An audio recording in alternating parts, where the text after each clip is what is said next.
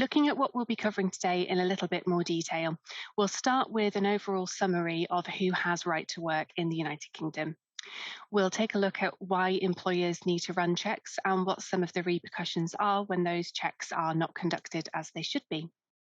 We'll spend a large part of the session looking at how right to work checks are conducted. Obviously, we'll be looking at the digital process and how this has changed from standard right to work checks with which you might already be familiar. But we will also look at some of the manual checks that are still relevant, as these remain a feature, at least for now, for people who are British or Irish nationals and some other categories of migrant. Away from EU nationals, there are, of course, other individuals in the UK who are not British and who require some other form of right to work. Where that person has an unending status, so that would normally be referred to as indefinite leave to remain, indefinite permission to remain, or settled status, their right to work will not expire.